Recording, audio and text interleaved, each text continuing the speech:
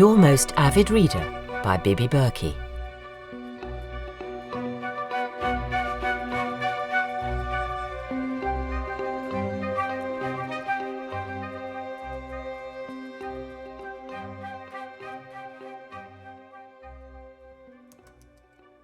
Morning, Hilary.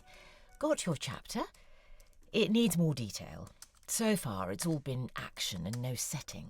We need to inform the reader, peripherally, about the year, about the geographical location, about what's going on in the greater world. Stories like mine need plenty of explanation. It may seem clunky, but it's expected. If we're going to enjoy any kind of credibility, then we have to hit them with historical fact. That's the way the Clement Street series goes. That's the way historical fiction goes. Also, where's the synopsis? It's very important. I take it that you have a plan and that you're not making it up as you go along. Of course, I ought to add. Thank you. And a very good morning to you too, Monica. I had rather hoped that you'd do all the filling in. I mean, you're the expert. I can give you more details about the Hesiates and the Radiant Wanderers, but you're the one to make it all readable. Also, I thought perhaps we would hit them with action first, set the scene, and then feed in the historical facts, probably by about chapter 4 or 5. Is that no good? Have I wasted your time? Well, it'll have to do for the time being. I've sent off the new chapter to Fiona, my agent, and she hasn't complained. I told her I'd written the synopsis, but the file had disappeared from my computer, and I'd have to write another one. For today. Could you do that, I wonder? Yes, I could try. The only problem is that it's still New Year, and I've had a parade of relatives coming and going from my flat, and my mother's had flu, and I've been looking after her, so I'm a bit up against it. Aren't you all tied up socially as well? I mean, New Year is always such a chore, isn't it? I've told you already. I don't do family events. I particularly hate New Year. Can't get worked up by it. Such forced jollity. People say it's a time to reflect. I don't see why that would be a joyous pastime. Reflection. For me, it's the pits. Well, it can't be all that bad. Come on, I'm not having that. Think of all the good things in your life. Your wonderful profession, the best profession in the world, I think. The constant challenge of it and the influence. And then surely, if you reflect on, I don't know, your first marriage, the first time you were in love, your youth, your friendships, things like that, there must be good memories there, precious ones. Let me explain my first marriage, and maybe that will lay to rest your charmingly buoyant view of my past. I was married quite young, at 23, and I loved him desperately. I suspect that's normal for a 23-year-old encountering love for the first time. We'd known each other at university, but it wasn't until we both lived in London and met regularly among friends that we fell in love. He was the same age as me, very clever, very entertaining. Everything that I felt was worthy of me. I was rather snotty and self-important even then. He was doing a history PhD at UCL, and I was working in PR for a company in the West End. I was quite ambitious, but really just for the sake of it. I'm not sure I was pursuing greatness in public relations, particularly. Fairy tale days, those. Handsome young intellectual for a husband, earning well at my own job, meeting interesting people, distant, warming thought of having children someday. I used to go and meet him and his friends at lunchtime in the university canteen. I liked to be with him. He belonged to me. I knew how much they loved his company, how some of his women friends wished they'd got there first. And for a while, that gave me a great sense of satisfaction. He loved me, not them. He married me.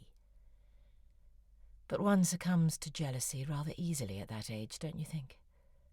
I started resenting the presence of his colleagues when I joined him for lunch. Why did they always have to be there? It seemed to me there was a preponderance of pretty little blondes, so sweet and so clever, like performing poodles. Their in-jokes and their academic references irritated me. They relished owning a part of him that I didn't. I started to wonder just how friendly some of those females were. I was certain they were making a play for him, shamelessly, in front of me, as though it were a challenge. I would accuse him, in a roundabout way, of being interested in other girls, and he always denied it. I'm afraid these regular confrontations got to him. It must have got him down, coming home from work each night to my sulking and my semi-accusations. I was young. You do and say some stupid things when you're young. I would say I lost some friends among my first husband's colleagues, but I doubt they ever felt much friendship towards me. Anyway, there's no point beating myself up about it. Within 2 years of our marriage, he had an affair with one of his students, a half-Spanish girl, as I remember. Who am I kidding? I'll never forget her. And I was relieved, because at last I could feel justified. He accused me of driving him away. That's the kind of utter rubbish a philanderer like him would come up with. We parted, and for all I know, he's had it away with any number of his students since. I don't care.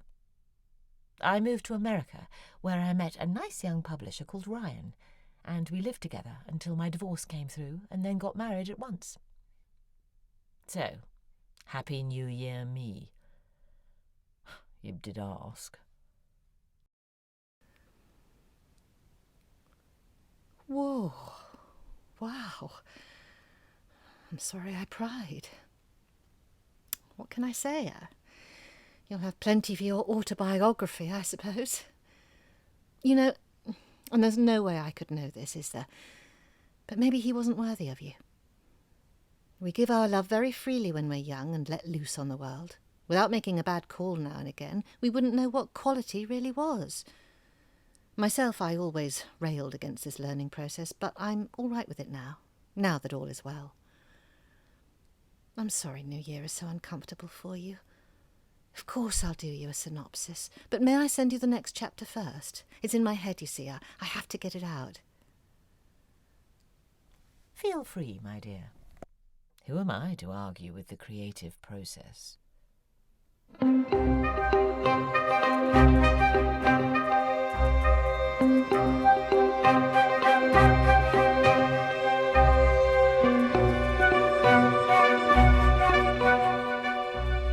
Hilary was played by Rebecca Charles, Monica by Georgina Sutton. Your Most Avid Reader was written by Bibi Berki, with sound editing by Mark Lingwood. It was made by Tempest Productions and brought to you with the kind support of Rattlesnake Books, an established seller of books, maps, ephemera, art and curiosities. Rattlesnake Books can be found on Instagram, Etsy, Abe Books and Biblio.